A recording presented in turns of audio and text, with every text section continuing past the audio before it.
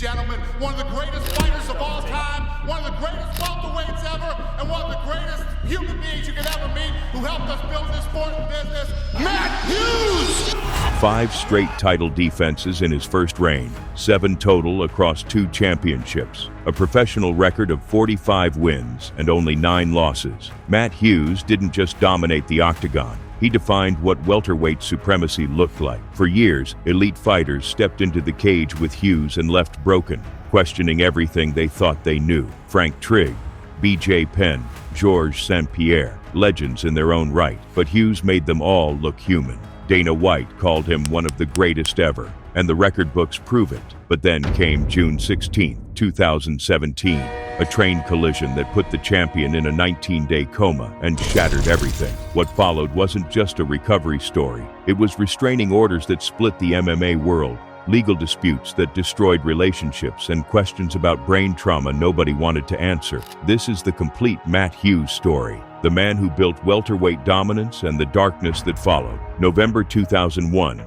UFC 34. Carlos Newton has the triangle choke locked tight around Hughes' neck. The champion is fading, face turning red. Crowd expecting a new champion. Then Hughes did something that changed MMA forever. He picked Newton up, all 170 pounds, and slammed him so hard into the canvas that Newton was knocked unconscious instantly. That slam announced the arrival of pure power combined with wrestling technique that would terrorize the division for years. Hughes grew up in Hillsboro, Illinois, on a hog farm with twin brother Mark. When you're wrestling 200-pound pigs before most kids learn to ride bikes, you develop different strength. Farm strong, a completely different category of human power. Pat Miletich got his hands on him at Miletich Fighting Systems, the factory for producing UFC killers. Hughes was the quiet one who did his talking with takedowns and slams. His early UFC run was methodical destruction. Hayato Sakurai TKO'd in round 4 at UFC 36. Gil Castillo finished first round. Sean Shirk outclassed by decision at UFC 42. Hughes wasn't just beating elite fighters, he was breaking their will. By round 2, you could see it in their eyes. They knew they were fighting something beyond normal human capability. 5 consecutive title defenses in his first reign when champions everywhere else were getting upset. But here's what made Hughes special. His signature double-leg takedown into ground control was reliable as gravity. Opponents knew it was coming, prepared for it. Didn't matter. His wrestling wasn't flashy. It was brutally efficient. Close distance, level change, drive through hips. Once you hit that canvas, you lived in his world. That grip strength became legendary. Fighters described breaking free from Hughes' control like bending steel bars with bare hands. But every king needs a challenger. Frank Trigg stepped up at UFC 45, and while Trigg pushed Hughes hard, Hughes finished him with a standing rear naked choke in round 1. But Trigg wasn't satisfied. He demanded a rematch, convinced he could expose the champion. UFC 52 in April 2005 gave him that chance. And what happened next became the most famous comeback in UFC history.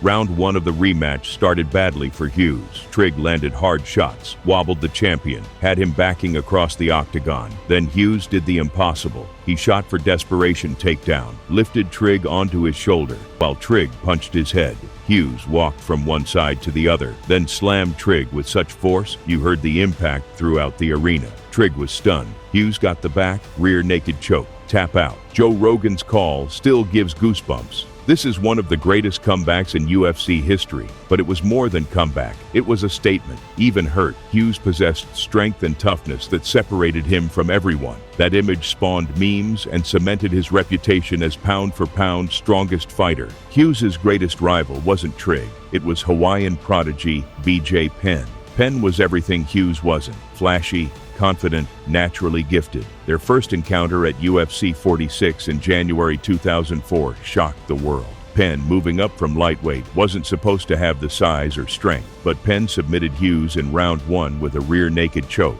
taking the welterweight championship in stunning fashion. But champions don't stay beaten. The rematch at UFC 63 in September 2006 was Hughes at his absolute best, adapted, evolved, determined. He took Penn down repeatedly, controlled him with suffocating pressure, showed championship heart. Hughes reclaimed his welterweight title, proving he could learn and overcome even the most skilled opponents. Their rivalry had one final chapter at UFC 123 in November 2010, where Penn knocked Hughes out in 21 seconds, showing how far Hughes had declined from his dominant years. Enter Georges St-Pierre, everything the sport was evolving toward: athletic, technical, well-rounded, hungry. Their first fight at UFC 50 in October 2004 was supposed to be changing of the guard. Instead, Hughes delivered dominance, taking GSP down repeatedly, finishing with armbar that left the young challenger's arm damaged. But GSP learned from defeat.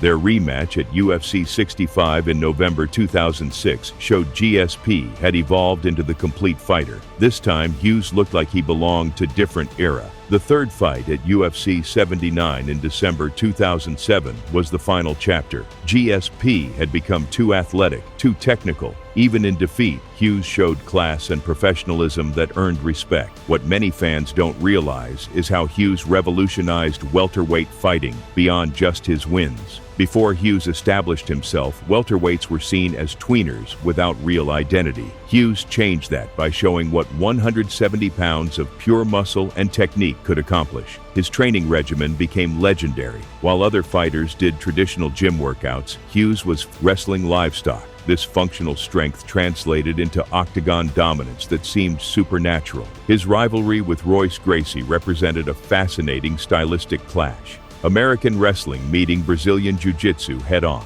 When Hughes fought Royce at UFC 60 in May 2006, finishing him by TKO in round 1, it symbolized how the sport had evolved beyond the Gracie era. This clash between old-school BJJ and new-school MMA wrestling influenced how fighters approached ground game for years. The psychological warfare Hughes employed was subtle but devastating. He rarely talked trash, but his pre-fight stare-downs were legendary. Opponents described looking into his eyes and seeing something that made them question whether they really wanted to be in there. Frank Trigg said Hughes had this ability to make you feel like you were about to fight a machine, not a man. That mental edge was as important as physical advantages. Hughes also pioneered championship conditioning we take for granted today. His ability to maintain the same pace and power in round 5 as round 1 was revolutionary. Fighters before Hughes would fade in championship rounds, but Hughes seemed to get stronger as fights progressed. This forced an entire generation of welterweights to completely overhaul their training methods just to compete at his level. His influence on Team Miletich cannot be overstated. Robbie Lawler, who trained alongside Hughes daily, absorbed that championship mentality and carried it to his own title reign years later. Jens Pulver used to tell stories about watching Hughes train and realizing he wasn't just watching a champion. He was watching the blueprint for what all future champions would need to become. The work ethic, attention to detail, refusal to accept anything less than perfection became the Miletich way, and that philosophy spread throughout MMA. Even his losses taught the sport valuable lessons. The Penn defeat showed that athleticism and skill could overcome size advantages when applied correctly. This opened doors for smaller fighters and influenced development of more technical striking. The GSP losses demonstrated how the sport was evolving toward well-rounded athletes, forcing traditional wrestlers to adapt or become obsolete. Hughes' influence on Ultimate Fighter Seasons 2 and 6 extended beyond coaching. He was instrumental in developing the reality show format that made MMA accessible to mainstream audiences. His calm, methodical teaching style contrasted with more explosive coaches, showing fans different paths to championship success. Young fighters learned champions weren't just born. They were made through relentless work and attention to fundamentals. But Hughes' most challenging chapter was coming. June 16, 2017, Hughes was driving through Illinois countryside when his truck collided with a moving train. The man who absorbed punishment from Trigg, Penn, and GSP was now fighting for his life. 19-day medically induced coma. Traumatic brain injuries doctors weren't sure he'd survive. Brain trauma affected motor skills, speech, cognitive function. The powerful wrestler who carried Trigg now needed assistance with basic activities. Videos showed him relearning to walk, speak, perform automatic tasks. Heartbreaking, but showing same determination that made him champion. His recovery inspired fans and fighters, approaching rehabilitation like he approached fighting. Relentless determination, refusal to quit. But as Hughes made physical progress, his personal life took a devastating turn. In late 2018 and early 2019, restraining orders were filed and granted,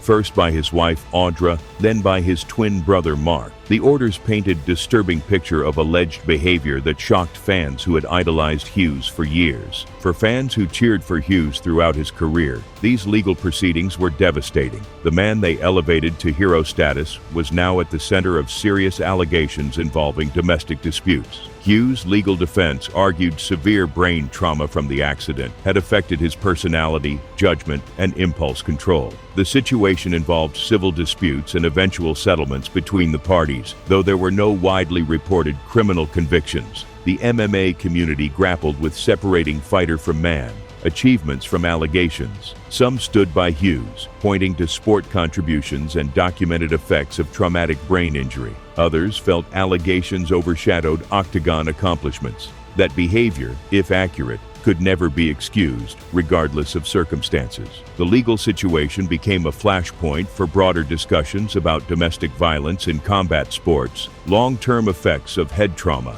and fan responsibility to hold heroes accountable. Medical experts documented how traumatic brain injuries affect personality, impulse control, decision-making. This doesn't excuse harmful behavior but provides context, making situations more nuanced. Today, Matt Hughes remains polarizing. His Octagon accomplishments are undeniable. Two-time champion, Hall of Famer, most dominant early-era fighter, Newton Slam, Trigg Wars, GSP trilogy permanently etched in history, helping define what UFC became. But legacy is intertwined with questions about behavior outside cage and brain trauma impact. Some fans remember only the fighter, celebrating sport contributions while ignoring controversies. Others find it impossible to separate man from achievements, viewing legacy as permanently tainted. Truth is probably more complicated than either extreme allows. Hughes was undoubtedly one of most dominant champions in UFC history, whose strength, determination, and fighting spirit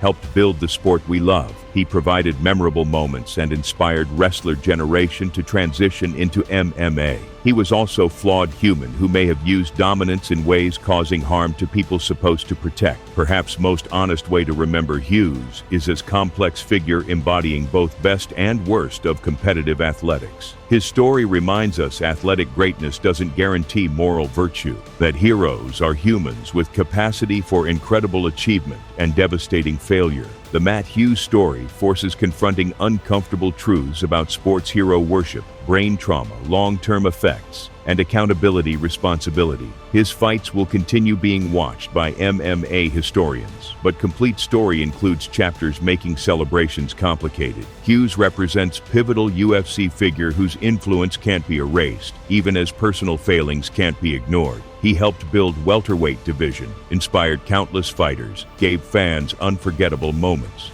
He also allegedly caused pain to trusted people, forcing MMA community to grapple with separating achievement from character. Whether you see him as hero whose achievements should be celebrated despite flaws, or cautionary tale about unchecked hero worship, Hughes remains one of most significant UFC figures. His story reminds us legends are human. Greatness and failure can coexist. Fighters we celebrate are complex individuals whose lives extend beyond the cage. The complete Matt Hughes story, triumph, dominance, tragedy, controversy, serves as mirror for mixed martial arts itself, reflecting sport's capacity for incredible human achievement and ongoing struggle with consequences. It's a story deserving full telling, not for easy answers, but for forcing difficult questions about heroism, accountability, and redemption in professional fighting. If you want more untold stories from MMA's complex legends, smash that subscribe button, because every champion has secrets worth uncovering.